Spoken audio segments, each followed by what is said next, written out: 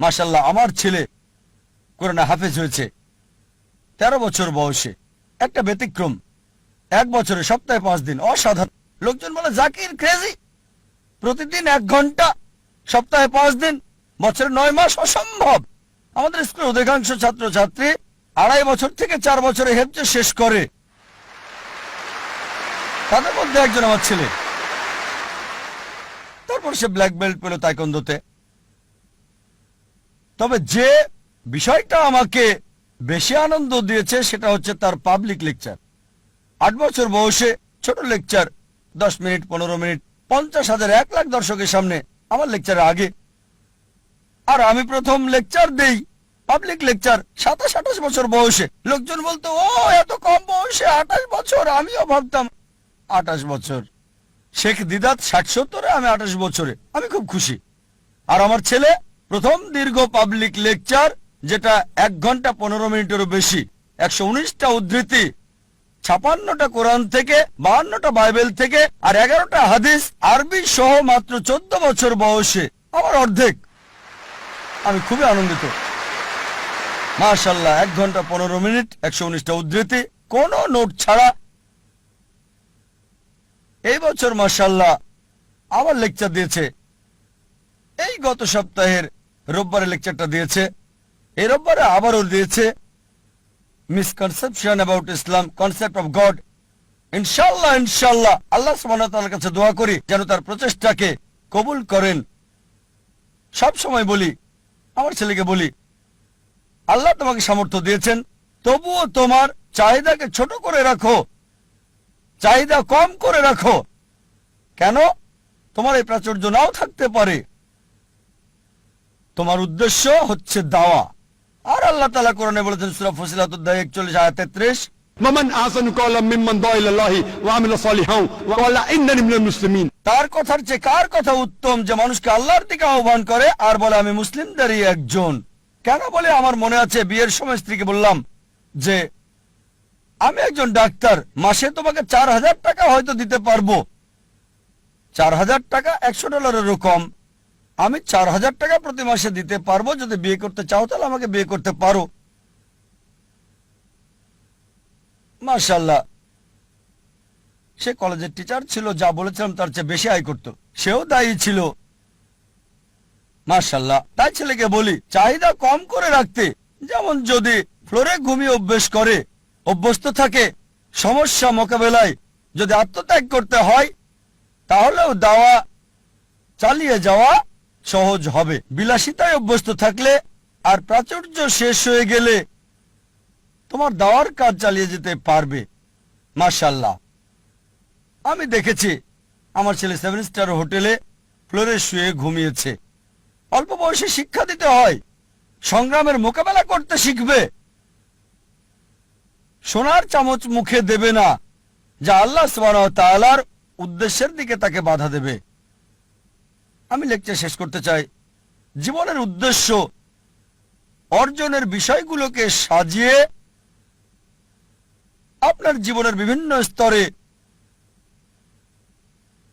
কোন দিকে আছেন সেটা দেখতে হবে। 6টা পয়েন্ট দেওয়ার আগে আরেকটা কথা বলি। যখন লোকজন আমাদের স্কুলে বাচ্চা ভর্তি করে, আমি তাদের জিজ্ঞেস করি উত্তম সময় কোনটা, ভালো সময় কোনটা আপনার সন্তানের ভবিষ্যৎ নিয়ে চিন্তা ভাবনার, কোনটা ভালো সময় আপনার সন্তানের ভবিষ্যৎ কি হবে, সে কি করবে। অনেকে বলেন যখন সে কলেজে যায়, কেউ বলেন না যখন স্কুলে ভর্তি হয়, কেউ বলে না যখন কিন্ডারগার্টেনে ভর্তি হয়। কেউই এর আগের সময়টার কথা বলে না। ইসলামিক ব্যবস্থায় সবচেয়ে উত্তম হচ্ছে সন্তানের ভবিষ্যৎ নিয়ে ভাবতে হবে যখন জীবন সঙ্গী বাছাই করবেন। যখন জীবন সঙ্গী বাছাই করবেন সেই সময় ভাবতে হবে সন্তানকে কি বানাতে চান।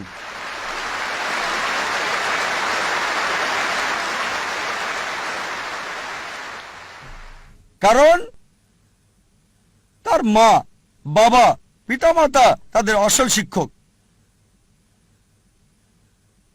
প্রথমে আপনাকে ভাবতে হবে, সেটা আসল সময়, আপনাকে সন্তানের ভবিষ্যৎ নিয়ে ভাবতে হবে। জীবনের উদ্দেশ্যগুলো সংক্ষেপে বলছি, যা একজন মানুষকে ভাবতে হয়। 1 নাম্বার হচ্ছে, যখন শিক্ষা দেবেন দেখতে হবে কোন প্রতিষ্ঠানে পড়াচ্ছেন। স্কুল, কলেজ, যেটা দুটোরই সুযোগ সৃষ্টি করবে আখিরাত এবং দুনিয়া। শুধু এই দুনিয়ার ডিগ্রি আপনাকে সাহায্য করবে না, এমন একটা স্কুলে দেন যেখানে দুনিয়া এবং আখিরাত দুটোই হয়। আর ইনশাআল্লাহ এই উদ্দেশ্য নিয়ে শুরু করেছে ইসলামিক ইন্টারন্যাশনাল স্কুল। আর যদি আল্লাহ চান আমাদের স্কুলের আরো শাখা বাড়ানো হবে। দ্বিতীয় হচ্ছে, দেখবেন তার বন্ধুদেরও যেন একই জীবনের উদ্দেশ্য থাকে। বন্ধু হতে হবে ইসলামিক। যখন বড় হয় এমন প্রতিষ্ঠানে যোগ দেবে যার লক্ষ্য এবং উদ্দেশ্য কোরআন এবং সহিহ হাদিসের ভিত্তিতে। ইসলামিক প্রতিষ্ঠানে যোগ দিন, তবে যুক্ত হওয়ার আগে দেখবেন সেই প্রতিষ্ঠান আল্লাহ সুবহানাহু ওয়া তাআলার কোরআনের নির্দেশ এবং নবী মুহাম্মদ সাল্লাল্লাহু আলাইহি সাল্লামের কথা মেনে চলছে কিনা। চতুর্থ হচ্ছে, যখন পেশা বাছাই করবেন, আল্লাহ বলেন সূরা আল ইমরান অধ্যায় 3 আয়াত 104, তোমাদের মধ্যে যারা ভালো কাজ করার জন্য অন্যকে আদেশ করবে, মন্দ কাজে নিষেধ করবে, আর তারাই মূলত সফল কাম। আল্লাহ বলেন সূরা ফুসিলাত অধ্যায় 41 আয়াত 33। ومن أحسن قولا ممن دعا إلى الله وعمل صالحا وقال إنني من المسلمين। তার কথার চেয়ে কার কথা উত্তম, যে মানুষকে আল্লাহর দিকে ডাকে, সৎকর্ম করে আর বলে আমি মুসলিম। এমন পেশা বাছাই করতে হবে যেটা আল্লাহ সুবহানাহু ওয়া তাআলার দিকে নিয়ে যায়। আল্লাহ সুবহানাহু ওয়া তাআলার বার্তা পৌঁছে দেয়া, তার চেয়ে আর কখনো কোনো ভালো পেশা হতে পারে না। 5 নাম্বার, একই উদ্দেশ্য আছে এমন জীবন সঙ্গী বাছাই করতে হবে, একই লক্ষ্য আল্লাহ এবং তার রাসূল, আল্লাহ কেন্দ্রিক। আর 6 নম্বর পয়েন্ট, কোরআনের আয়াত দিয়ে আলোচনা শেষ করতে চাই। সূরা আনাম অধ্যায় 6 আয়াত 162 বলা হয়েছে, إن صلاتي ونسكي ومحياي ومماتي لله رب العالمين। আমার নামাজ, আমার কুরবানি, আমার জীবন, আমার মৃত্যু আল্লাহর জন্য, বিশ্ব ব্রহ্মাণ্ডের মালিকের জন্য। ওয়া আখিরু দাওয়ানা আনিল হামদুলিল্লাহি রাব্বিল আলামিন।